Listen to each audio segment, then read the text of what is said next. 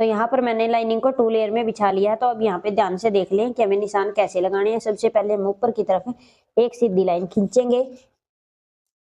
सीधी line खींचने के बाद तो यहाँ से हम तीरे का निशान लगाएंगे। तो तीरे का निशान कैसे लगाना है, जितना भी आपका फुल तीरा है वो देखना है, और कितना आप नेक डीप रखते हो पीछे का और आगे का वो चीज देखनी है। ठीक है, जैसे कि मैं पीछे का 5 इंच का और आगे का 6 इंच का गला रखूंगी तो दोनों ही मेरे चेस्ट से ऊपर है।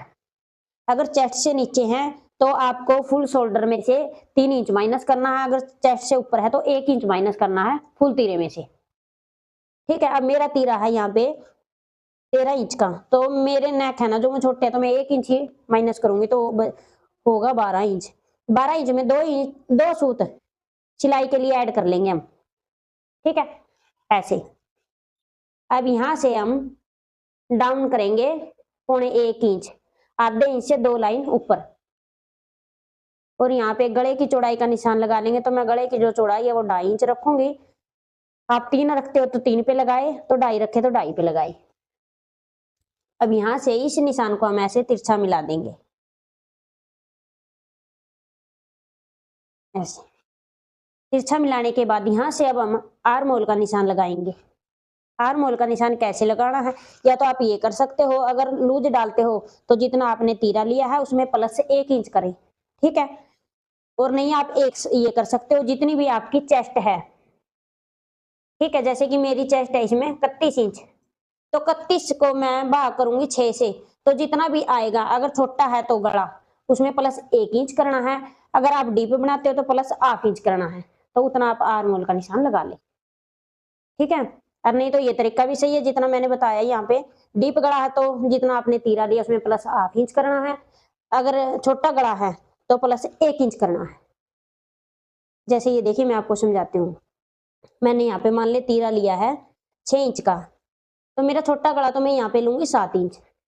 ठीक है, अगर मेरा गला है डीप तो मैं यहाँ पे लूंगी 6.5 इंच, ऐसे आपको लेना है।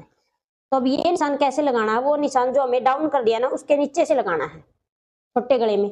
अगर डीप गला होगा तो हमें ये डाउन नहीं करना, बिल्कुल स्ट्रेट रखना है। तो यहाँ पे लगाऊंगी मैं 6.5 इंच में 2 लाइन ऊपर, क्योंकि 6 इंच में 2 लाइन ही ऊपर मैंने यहाँ पे ली है, ऐसे। अब यहाँ से इस लाइन को हम सीधी करेंगे,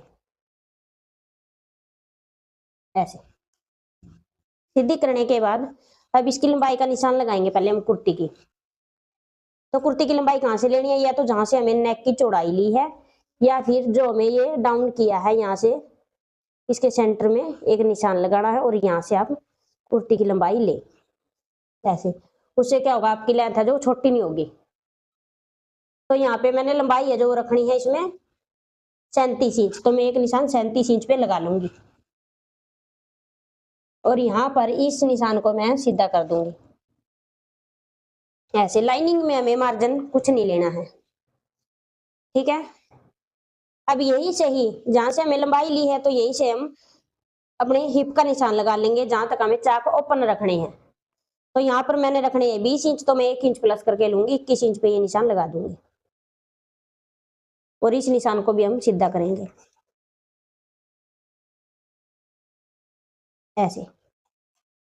सीधा करने के बाद अब हम लगाएंगे चेस्ट का। तो चेस्ट है मेरी 31 इंच, 31 में हमें 3 इंच प्लस करना है। ठीक है, अगर कोई लूज डाले तो 4 इंच प्लस करे, फिटिंग का डालना है तो यहाँ पे 3 इंच प्लस करे। 31 में मैं 3 इंच प्लस करूंगी तो मेरा होगा 34। तो यहाँ पर हम लगाएंगे 34 का चौथाई, तो आएगा 8.5 इंच। तो यहाँ पर मैं 8.5 इंच पे एक निशान लगा लूंगी, और आगे की तरफ 2 इंच हम मार्जिन का ले लेंगे। ठीक है, और यहाँ पे लगाएंगे हम हिप का चौथा हिस्सा। तो हिप भी है इसमें मेरी 33 इंच, और 33 में मैं 3 इंच ही प्लस करूंगी तो हो जाएगी 36। तो 36 का चौथाई आएगा 9 इंच, तो एक निशान में 9 इंच पे लगाएंगे, और आगे की तरफ हम 1.5 इंच लेंगे। ठीक है, अब कमर का कैसे निशान लगाना है, अगर आपने लंबाई ली है तो आप इस तरह से लंबाई का निशान ले सकते हो। अगर आपने कमर की लंबाई नहीं ली है तो आपने यहाँ से ऐसे इसके सेंटर में निशान लगाना है, इंची टेप को फोल्ड करके, तो यहाँ पर आपकी कमर आएगी। ये बिल्कुल सही निशान है, ऐसे निशान लगा के देखिए एकदम बढ़िया फिटिंग आएगी। अब यहाँ पे हम कमर का मेजरमेंट लगाएंगे। तो कमर है मेरी 26 इंच, तो 26 में मैं 2 इंच प्लस करूंगी तो हो जाएगी 28। तो 28 का चौथाई आएगा यहाँ पे 7 इंच। तो एक निशान मैंने 7 इंच पे लगा दिया है और यहाँ पे 2 इंच हम मार्जिन के लिए ले लेंगे। ठीक है, अब मार्जिन को मार्जिन के साथ मिलाएंगे और फिटिंग निशान को फिटिंग के साथ मिलाएंगे ऐसे।